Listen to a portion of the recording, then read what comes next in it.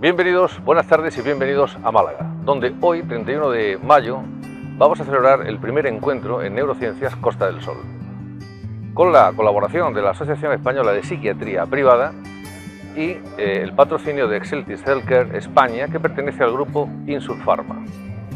El objetivo de Exeltis es fomentar la relación entre las ciencias que desde diversos puntos de vista estudian el sistema nervioso central de las personas.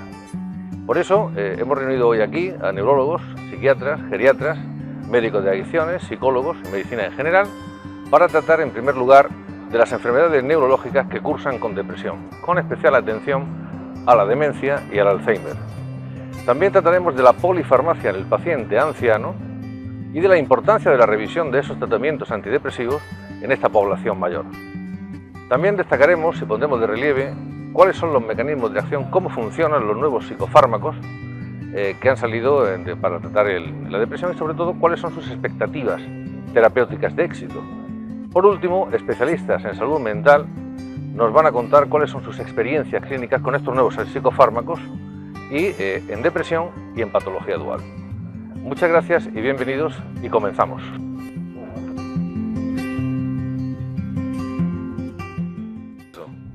Nuestro siguiente invitado es el doctor don Eloy Rodríguez Arrebola, que es psiquiatra en la Unidad de Salud Mental y Comunitaria de Málaga Este de la Axarquía, vicepresidente de la Asociación Española de Psiquiatría Legal y miembro de la Asociación Española de Psiquiatría Privada, entre otras cosas. Doctor Eloy, buenas tardes, bienvenido. Buenas tardes. Bien, doctor, y nos gustaría saber cuáles son los objetivos de la Asociación Española de Psiquiatría Privada. Bueno, los objetivos de la Asociación Española de Psiquiatría Privada que se han marcado en los últimos años han sido, en primer lugar, unir a todos los psiquiatras con práctica privada en España. ¿Con qué fin? Por varios fines. Los primeros fines serían científicos, es decir, tener una puesta al día de todos los conocimientos científicos que vayan saliendo en psicofarmacología y en la actividad laboral que nosotros realizamos. Después, por otra parte, hace una función de unión en cuanto y puesta al día de todos los problemas que van surgiendo. Ahora recientemente tenemos la Ley de Protección de Datos, con lo cual la sociedad está haciendo hincapié fundamentalmente en que nos pongamos al día y de todos los problemas que van surgiendo, tanto económicos como laborales, como puesta al día en todo lo referente a Internet, a las consultas. Yo creo que es una sociedad fundamentalmente que ha hecho unir a todos los psiquiatras con un único fin. Son psiquiatras que están en la práctica privada y que tienen unos problemas muy diferentes o peculiares del ejercicio público. Muy bien, doctor, muchísimas gracias por atendernos, ha sido un placer. Bienvenido al primer encuentro de Exeltis Costa del Sol. Muchísimas gracias. A usted.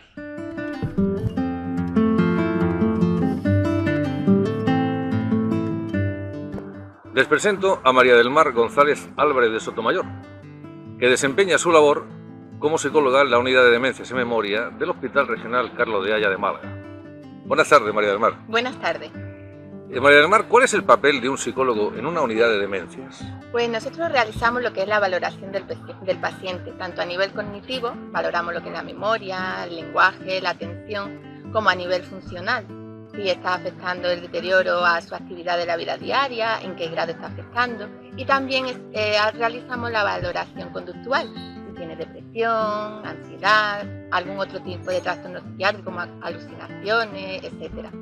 Bien, esto en cuanto al paciente, pero estas patologías conllevan sin duda una especial atención de la familia, ¿no? Y de los cuidadores. Exactamente. ¿Cuál es el principal obstáculo en dar el suficiente apoyo psicológico a familiares y cuidadores? Nuestra unidad es una unidad sobre todo de diagnóstico y tratamiento y siempre intentamos darle un poquito de apoyo, pero vamos, realmente esto se hace cargo otras unidades como la asistente social que le informa sobre los recursos que hay para la familia y para el paciente, las unidades de día, estimulación cognitiva, etc. Poco tiempo, ¿verdad? Poco tiempo en general. Oye, pues ha sido un placer, María del Mar. Muchas gracias a por ti, tu igualmente. participación. Buenas tardes. Muchas gracias. Buenas tardes. Para mí es un placer presentarle a nuestro siguiente invitado. Es el doctor Ojea Ortega. Don Tomás, buenas tardes, don Tomás. Muy buenas tardes. Es neurólogo en la unidad de demencias del Hospital Regional Universitario de Carlos Haya de Málaga. Y doctor, en principio quisiéramos saber demencias y depresión. ¿Con qué frecuencia cursa esta enfermedad neurológica con la depresión? Realmente la depresión es muy prevalente, la demencia. en muchas enfermedades neurológicas, pero especialmente en la demencia. Y no es lo mismo un tipo de demencia que otras, varía mucho. Tampoco es lo mismo la frecuencia de las depresiones en los distintos estadios de una misma demencia. Entiendo. Pero podemos girar entre el 35 y el 50% en los estudios epidemiológicos más frecuentes. ¿Y cómo las aborda actualmente el neurólogo? La depresión, abordar un neurólogo la depresión en una demencia es difícil. Sí. Es difícil porque el paciente con demencia no es lo mismo que un paciente sin demencia. Y normalmente el paciente con demencia tiende a vocalizar menos, a expresar menos ese proceso de depresión. Sí. Normalmente el paciente habitual que no tiene demencia con depresión viene vocalizando mucho, qué mal estoy, qué triste estoy, que me falta la memoria, que me falta todo. Y normalmente nosotros tenemos que ayudarnos del cuidador, Sí. que es el que realmente en el que el día a día está viviendo con el enfermo. Comunica más al médico. Exactamente, sabe expresar lo que le pasa al enfermo. Porque generalmente el enfermo llega y muchas veces dice, a mí no me pasa nada, ni se me va la memoria, ni tengo nada, yo estoy muy bien. Y por detrás te dice el familiar, eso nada, está todo el día llorando, está todo el día triste, etc. Ahí es donde nos basamos nosotros. Bien, doctor Ojea, ¿y qué sintomatología, ya le hemos hablado un poco, representa un paciente con depresión en demencia? Bueno, los síntomas de la depresión en la demencia muchas veces se solapan. O sea, la demencia tiene síntomas muy parecidos a la depresión y la depresión Sí. síntomas muy parecidos a la demencia. O sea, la memoria se puede ir en un paciente depresivo. Igual no es fácil. Claro, al principio muchas veces pues tenemos que esperar un poquito, dar un tratamiento antidepresivo y volver a reevaluar al enfermo un poquito más adelante. Por un tratamiento antidepresivo. Antidepresivo, claro, evidentemente. Bien, bien. Doctor Ojea, muchísimas gracias por su Nada, participación a usted. aquí y bienvenido al primer encuentro.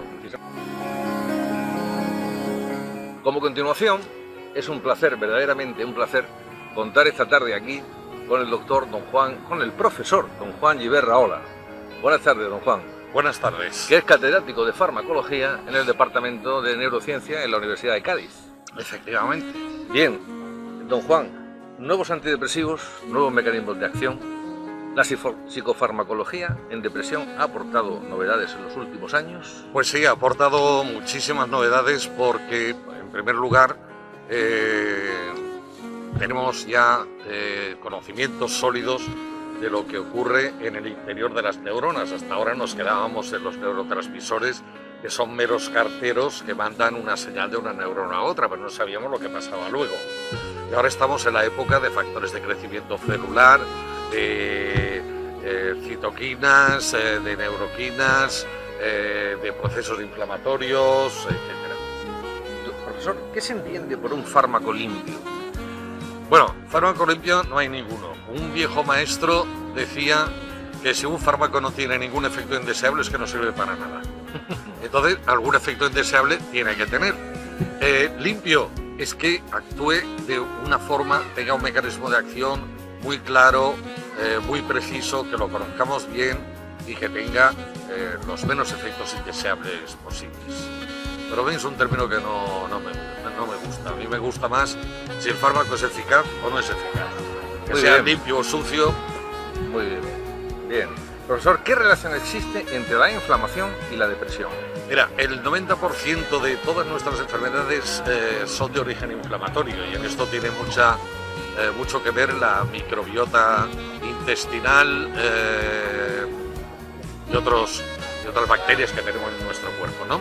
Hay una relación intestino-cerebro y, bueno, pues hemos avanzado realmente en conocer que hay sobre todo dos enfermedades psiquiátricas, que son la depresión y la esquizofrenia, que tienen una base inflamatoria clarísima. Se producen citoquinas proinflamatorias, como la interleuquina 6, etcétera, y otras antiinflamatorias que cuando se descompensa es cuando se produce esta inflamación cerebral. Interesante, ¿no? doctor, le esperamos dentro para que nos siga dando, por favor, nuestra pequeña ponencia acerca de todas estas cosas tan interesantes, ¿verdad? De acuerdo, a su disposición. Vamos a hablar de nuevos antidepresivos, de nuevos psicofármacos Exacto. y de los mecanismos de Sobre acción. todo de nuevos mecanismos de acción que nos abren unas perspectivas nuevas impresionantes. Un honor, don Juan. Muchísimas El honor gracias. es mío. Gracias.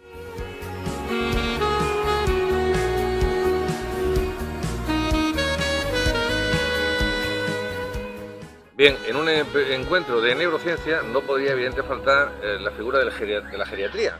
En este caso tenemos al doctor Gregorio Sánchez Romero, geriatra, vocal de la Sociedad Andaluza de Geriatría y Gerontología.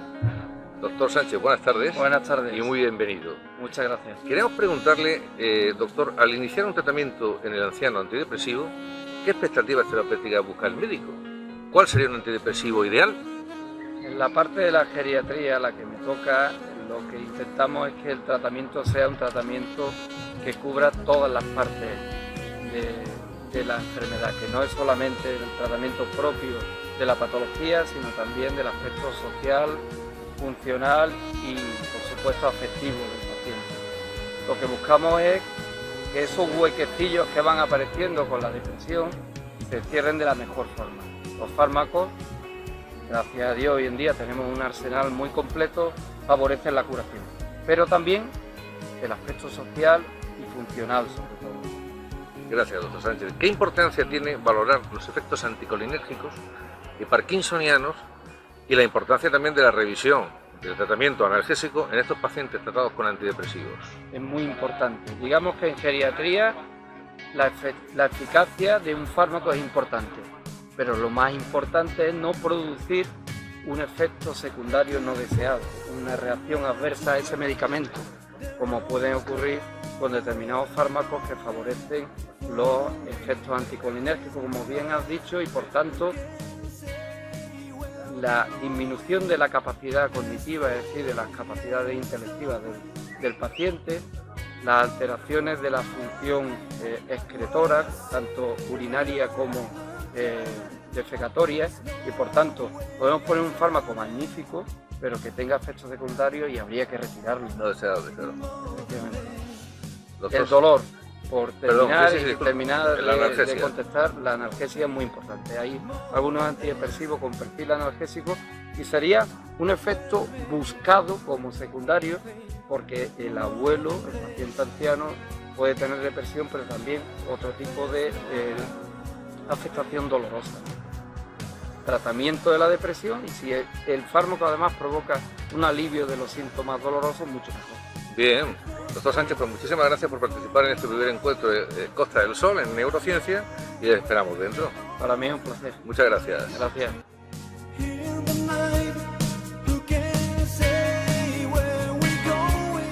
Presentarles a don Carlos Gustavo Linares von Smitterloo, neuropsiquiatra, en el Hospital Psiquiátrico San Francisco de Asís, entre otras ocupaciones. Entre otras.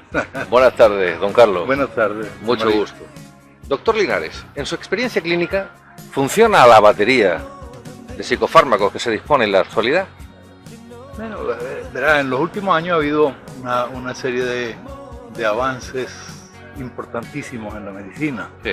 y, por supuesto, en el campo de la psiquiatría también. Ha habido unos avances tremendos, porque tienen una importancia la psiquiatría, que se considera que para el año 2020 será la segunda causa de discapacidad. Vale. Y el 5% del Producto Interior Bruto que se destina a sanidad va únicamente para el estudio y tratamiento de las depresiones. Si consideramos lo que es toda la patología psiquiátrica, podemos calcular que será de lo que le destina el Producto Interior Bruto, pues un 12-15%. Es muy, muy importante. Ha habido unos avances muy grandes en el terreno de la psicofarmacología, gracias a las técnicas de los biomarcadores que nos permiten predecir la respuesta que van a tener determinados fármacos en determinados pacientes, metabolizadores rápidos, lentos, metabolizadores normales, que supone, por supuesto, un gran avance y supera una barbaridad la batería que teníamos clásicamente. Bien, bien. ¿Y qué le diría usted, doctor Linares, a los especialistas en referencia a los nuevos antidepresivos? Los nuevos antidepresivos han abierto un nuevo camino en el mundo del tratamiento de la psiquiatría. Hay estudios publicados donde el 50% de las depresiones ¿Sí? tienen una remisión total. Hay estudios publicados. Paciente año, el 50% tienen una remisión total. Eso era inalcanzable o impensable hace 5, 6, 10 años. Es una cosa totalmente novedosa. Hay muchísimos fármacos ahora mismo en investigación y otros que ya tenemos nuevos en España, que no son nuevos porque llevan algunos 20 años comercializados en otros centros, pero que han hecho una revolución y que superan la batería de fármacos que teníamos.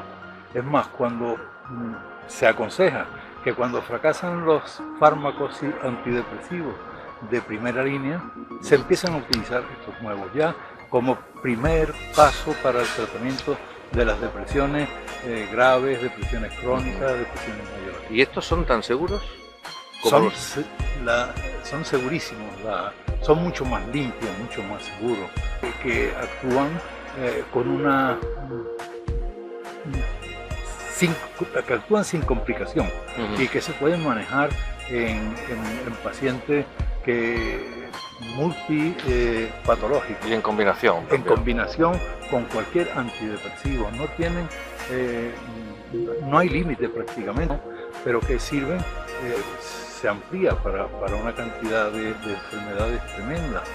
Permite el tratamiento, permite el empleo de este tipo de fármacos, sustituir otros fármacos que antes se utilizaban de forma clásica, por ejemplo, para la dependencia etílica, para la pluripatología de los ancianos. Es decir, que son iguales de eficaces pero con menos complicaciones.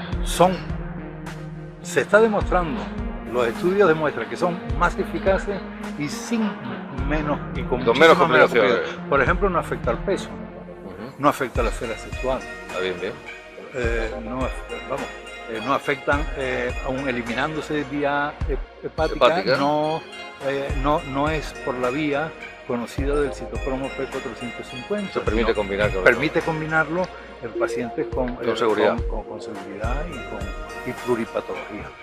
Doctor Linares, ha sido para mí un verdadero placer contar con su presencia. Y para mí, con tu ayuda, y agradecerte Muchas la gracias, oportunidad. Carlos, muy amable. Gracias. Nuestro siguiente invitado es don José María García Alberca, que es psiquiatra, director del Instituto Andaluz de Neurociencias, con sede en Málaga. Don José María, buenas tardes. Buenas tardes. Bien, yo me gustaría que nos contase qué es el Instituto Andaluz de Neurociencias o cuáles son sus áreas de trabajo. Sí. IANEC, el Instituto Andaluz de Neurociencias, es una institución sanitaria de ámbito privado que centra su actividad en la enfermedad de Alzheimer y en otro tipo de demencias. Nos dedicamos fundamentalmente a dos tipos de actividades. Hacemos asistencia clínica, hacemos diagnóstico e intervención en pacientes con enfermedad de Alzheimer y además hacemos investigación. Llevamos a cabo con los medios adecuados investigación en demencias de alta calidad que suele generar resultados que publicamos en magníficas revistas de impacto no solamente nacionales sino internacionales. Doctor García, la pregunta del millón. ¿Tiene cura el Alzheimer? Bueno, hoy todavía desconocemos cuál es la causa de la enfermedad de Alzheimer. Para poder curar una enfermedad necesitamos conocer su causa y poder diseñar tratamientos destinados a erradicar esa causa. Lamentablemente desconocemos, más de 100 años después de haber sido descrita la enfermedad, cuál es su causa. Pensamos que tiene un origen multifactorial, de tal forma que cuando los síntomas aparecen en una persona, en realidad el daño cerebral causante de la enfermedad ha comenzado al menos 20 años antes en su cerebro y ha permanecido esos 20 años de manera silente, en silencio, sin dar señales de vida. Por tanto, la curación hoy en día la concebimos en el sentido de ser capaz de hacer un diagnóstico muy precoz, 20 años antes de que aparezcan esos síntomas, y ser capaz entonces ahí de desarrollar tratamientos que paralicen, modifiquen el curso de la enfermedad. Sin embargo, doctor García, nos hacemos muchas pruebas en prevención de otras enfermedades, como análisis de glucosa, colesterol, bueno, tremendo. Y no nos hacemos pruebas, o existen pruebas para determinar si voy a tener Alzheimer o voy a tener demencias. Sí. ¿Y qué riesgos existen, si las hay, ¿no? Sí, en ese sentido es cierto que hemos avanzado muchísimo. Desde que sabemos, como decía antes, que la enfermedad comienza al menos 20 años antes a nivel cerebral de que aparezcan los primeros síntomas, disponemos afortunadamente hoy en día de pruebas basadas en la detección de biomarcadores que son capaces de adelantar muchísimo en una fase preclínica el diagnóstico de la enfermedad con un nivel muy alto de seguridad. Somos capaces de localizar biomarcadores de neuroimagen en líquido cefalorraquídeo, incluso en sangre, de tipo neuropsicológico. Desafortunadamente son biomarcadores que no están todavía disponibles a nivel de uso clínico normal en las clínicas, en los ambulatorios. Todavía tienen reservada su utilización al ámbito de la investigación, pero probablemente se acabarán de ajustar para que sean de uso corriente y normal. Pero el empleo de estos biomarcadores son capaces de diagnosticar muy precocísimamente y con un alto nivel de seguridad la enfermedad y prácticamente con ausencia completa de riesgos. De riesgo, que es lo interesante. Claro. O sea que yo podría hacerme mañana mismo una prueba para saber si puedo tener Alzheimer o puedo desarrollarlo. Sí, pues por ejemplo... Tengo la edad propia, ¿eh? Claro, a la edad que estamos teniendo, en la edad media de la vida, podríamos ser capaces de detectar si en tu cerebro se están comenzando ya a fraguar esas primeras señales de enfermedad, que de momento están silenciosas, no se manifiestan clínicamente, pero que el daño podría estar ya produciéndose en el interior. Podríamos hacer una batería de pruebas que nos identificaran la posibilidad de que ese daño neuropatológico ya se está produciendo en tu cerebro. Sin riesgo ninguno para mi salud. Sin ninguna clase de riesgo, absolutamente seguro. Muchísimas gracias, doctor García Alberca, por su participación en este primer encuentro. Ha sido un placer. Un placer para mí también.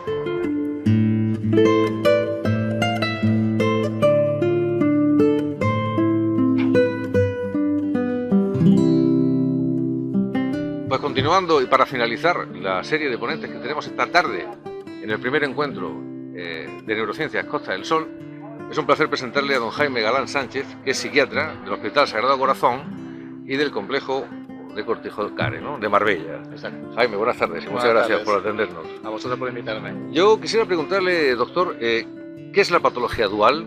¿Qué prevalencia existe? La patología dual, hablamos de patología dual cuando entendemos que hay un paciente con un trastorno mental al que se asocia un trastorno por sustancias, ¿vale?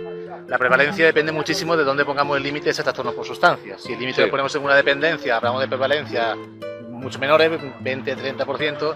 Si hablamos de un abuso, por ejemplo, se extiende, y en general si hablamos de pacientes con trastorno mental que hacen un mal uso de ciertas sustancias o que utilizan sustancias que perjudican su trastorno mental, yo diría que pasamos ampliamente el 70-80% de los pacientes. ¿Y cuáles son las sustancias actualmente que con mayor frecuencia presentan adicciones? Mira, ahí si volvemos a sustancias que perjudican a los trastornos mentales o que habitualmente se abusan, separaría un poco las sustancias clásicas, que son el alcohol y el cannabis, el uso, digamos, más habitual del cannabis, de las sustancias que empiezan a utilizarse nuevas, que son sobre todo la cocaína, empieza a ser mucho más habitual, y las drogas sintéticas, o incluso mismo el cannabis sintético. En las primeras conocemos muy bien los riesgos del cannabis, los prejuicios que provocan, los trastornos igualmente del alcohol. En el consumo, abuso de cocaína, tenemos una cierta experiencia y tenemos que reconocer que las drogas nuevas o bien el tipo cannabis sintético estamos completamente perdidos y vemos cuadros muy extravagantes, cuadros muy bizarros que realmente son difíciles de tratar y consecuencias a medio plazo que desconocemos por completo. ¿Y cuál es la principal dificultad a la hora de abordar el diagnóstico o el tratamiento como consecuencia de un paciente con patología dual? Mira, la principal dificultad sin duda es identificar de dónde provienen los síntomas y hasta qué punto predomina el trastorno mental o predomina las consecuencias del abuso de la sustancia. Tan frecuentemente solapadas el abuso con el trastorno mental y dan síntomas tan similares que realmente en la enfermedad mental, que no tenemos pruebas objetivas para conocer el origen de los problemas, de dónde viene el síntoma, muchas veces nos encontramos que realmente somos incapaces de determinar si un determinado síntoma corresponde a la enfermedad mental o corresponde a la sustancia. ¿Eso qué consecuencia trae? La consecuencia que trae es que ante la duda muchas veces tenemos que tratar para ver el resultado, tenemos que hacer ensayos terapéuticos porque realmente somos incapaces de prever la respuesta que va a tener el paciente a un tratamiento o a un abordaje. Y de estos pacientes, doctor, tan complicados, es difícil una correcta adhesión al tratamiento antidepresivo, en este caso, ¿no? ¿Cómo podemos conseguir una correcta adhesión con estos pacientes a los tratamientos antidepresivos? Mira, en la adhesión yo separaría dos partes. Una primera parte que es que el paciente empiece con el tratamiento y haga un mínimo inicio adecuado del tratamiento, que eso depende sobre todo de la confianza que tenga en la clínica, en el profesional, en el tratamiento. Eso depende un poco de lo que él se lo crea. Sí.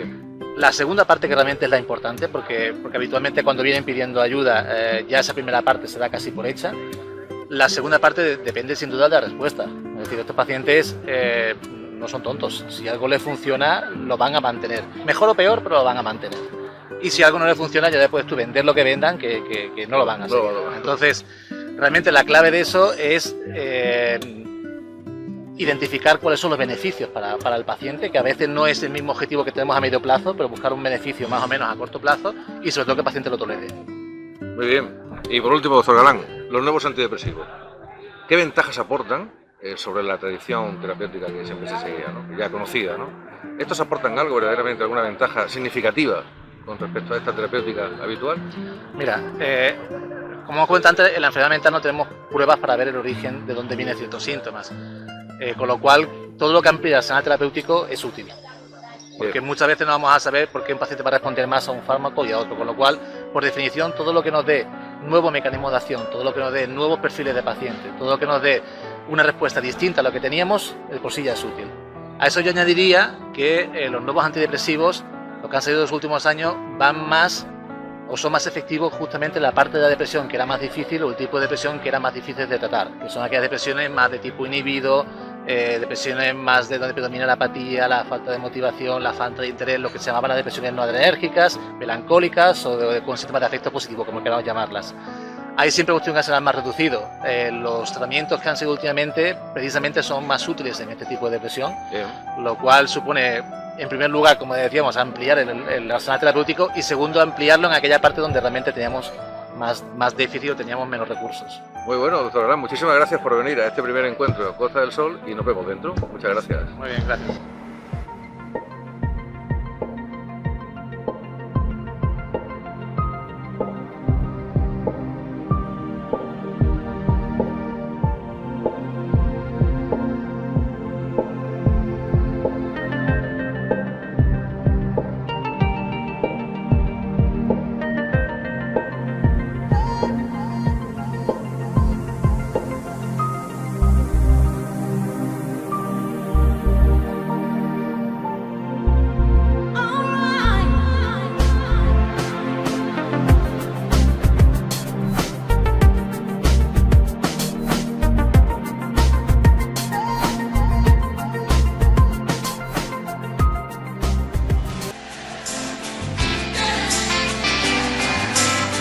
I say I love you, need I say I care, need I say that emotions are something we don't share.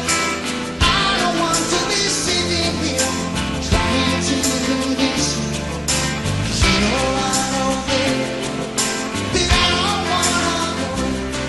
Now we cannot live together, but we cannot live apart. That's the situation, known it from the start. But every time that I look at you, well, I can see the future. You know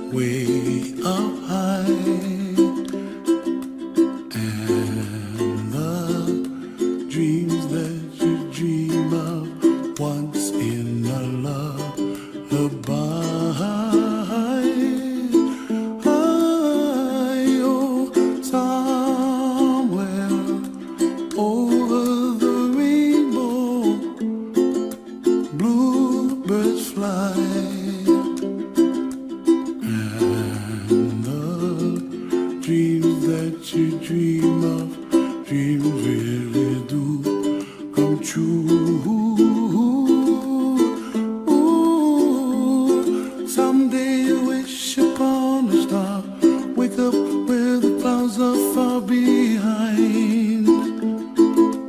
Be where trouble melts like lemon drops, high above the chimney top. That's where you find me, oh, somewhere over the rainbow. Bluebirds fly, and the dream that you dare to, oh why can't I? Oh, someday I wish upon a star, wake up where the clouds are far behind. Be where trouble melts like a lemon drops, high above the chimney top. That's where you find me, oh, somewhere over the rainbow, way up high. The dreams that you dare to, why, oh why can't I?